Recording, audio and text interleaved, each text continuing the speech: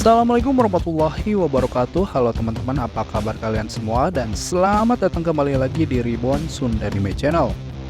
Pada video kali ini, kembali aku bakal bahas alur cerita manga Jujutsu Kaisen, tepatnya di chapter 195 sampai 196. Sebelum kepada pembahasan, tak bosan, aku ngingetin buat kalian yang mau dapat notif video-video terbaru dari channel ini, caranya cuma satu. Kalian tekan aja tombol subscribe-nya, oke?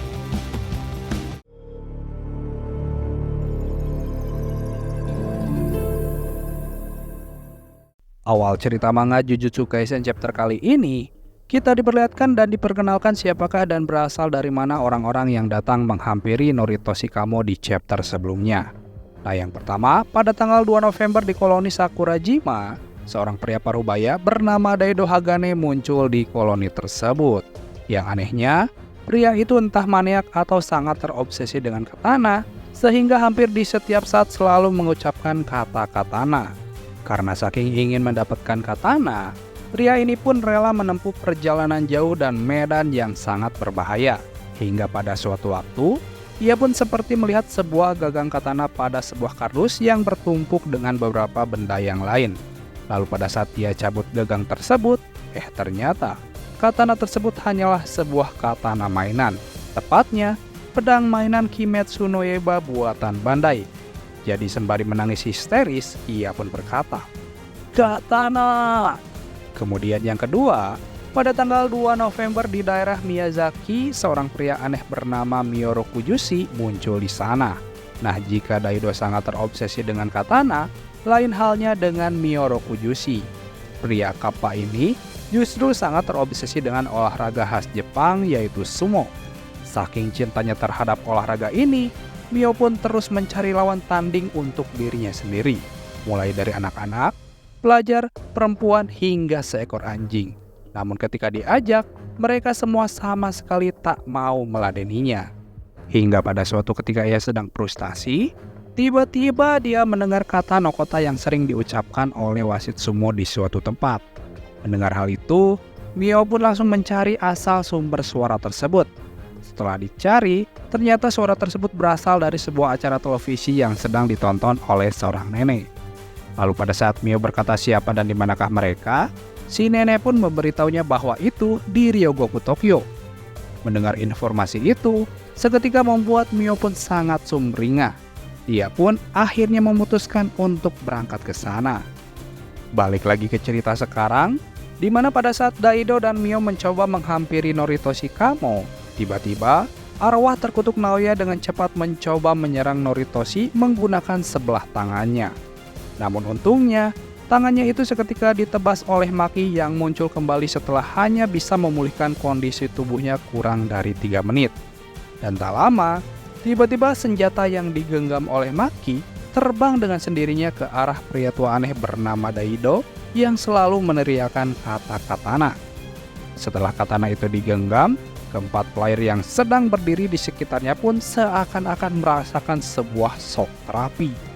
Nah, di sini pun dikatakan bahwa Daido adalah perwujudan dari pendekar pedang tanpa nama yang brutal. Di antara para player, dia adalah kasus khusus di mana dia hanya bertarung dengan ilmu pedang dan tidak dengan energi kutukan. Dan yang membuat mereka berempat kaget bukanlah energi kutukan, tapi apa yang dia pancarkan saat dia membawa katana tersebut. Karena sudah mendapat apa yang dia inginkan, kemudian Daido pun mulai mengetes senjata yang sedang ia genggam. Dan hebatnya, hanya dengan sekali tebasan, dia mampu membuat sedikit retakan pada bagian tubuh arwah terkutuk Naoya. Lantaran merasa heran dengan pedang terkutuk yang ia dapatkan, Daido pun lalu bertanya-tanya apakah katana ini memilih sendiri pemakainya. Selain itu, ia juga seperti orang gila karena terlihat mengajak bicara katana buatan Mei itu. Nah, ketika ia sedang berpikir, arwah terkutuk Naoya mencoba memanfaatkan momen tersebut untuk melukainya. Beruntungnya, ia segera menghindar setelah mendengar teriakan dari Maki. Selanjutnya, Daido pun bertanya kepada Maki, "Nona, di sana ada sesuatu bukan? Apa itu arwah?" Mendengar hal tersebut, Maki pun heran dan balik bertanya, "Kau tak bisa melihatnya?" Kemudian, Daido pun memberitahu Maki kalau dia memang tak bisa melihatnya. Namun jika Maki bisa melihat yang lain kecuali makhluk itu, berarti sama saja dirinya bisa melihatnya. Dan omongan orang tua tersebut pun bukan sekedar omong kosong. Karena walaupun tak bisa melihat, tapi dia mampu menebas separuh badan arwah Naoya. Melihat hal tersebut tentu saja membuat Maki sangat shock. Lantaran saat dirinya mengayunkan pedangnya, hasilnya tak sampai jadi begitu. Selain itu, Maki juga merenungi kalimat yang dilontarkan oleh Daido sebelumnya yang berbunyi jika kau bisa melihat yang lain kecuali makhluk itu. Maki pun jadi bertanya-tanya, lalu apa yang tak dirinya lihat dan apa perbedaan sebenarnya antara dirinya dan Toji? Ketika Maki sibuk berpikir, tiba-tiba tepat di belakang tubuhnya, Mio mengeluarkan simple domain yang dimana tujuannya hanya untuk mengajak Maki bertanding sumo. Lanjut ke chapter berikutnya, di mana di awal cerita dijelaskan bahwa fungsi dari domain Mio hanyalah demi bermain sumo. Dan itu adalah perisai di mana semuanya dipotong dari luar. Domain ini hanya bisa selesai setelah kedua belah pihak setuju. Seusai memasukkan Maki ke dalam simple domainnya, kemudian pria kapal bernama Mio pun lalu mengajak Maki untuk bermain sumo. Dan setelah beberapa kali merayunya, akhirnya Maki pun bersedia menuruti permintaannya. Kemudian, pertandingan sumo antara Mio melawan Maki Zenin pun dimulai. Sembari memikirkan sesuatu, Maki pun mencoba menangkap lawannya dengan strategi yang pernah ia gunakan pada Naoya dahulu. Akan tetapi, dengan pembacaan situasi yang tepat dan kecepatan yang ia miliki, Mio berhasil membuat tubuh Maki terjatuh. Ia pun berkata bahwa dirinya tahu Maki bisa lebih dari ini.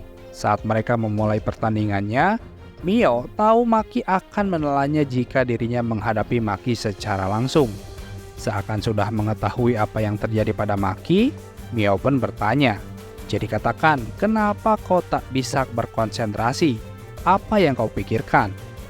Karena Maki tak mau berbicara, jadinya yang terpikirkan oleh Mio adalah kemungkinan Maki saat ini sedang merenungi perkataan dari Daido. Lantaran dirinya paham, untuk itu Mio pun seketika mengajak Maki kembali bertanding sumo. Kali ini, sembari bertanding Mio pun sedikit demi sedikit memberi masukan kepada Maki tentang bagaimana cara agar bisa mengalahkan lawannya terutama dalam bidang olahraga sumo ini. Yang pada intinya, Mio ingin Maki merasakan kebebasan.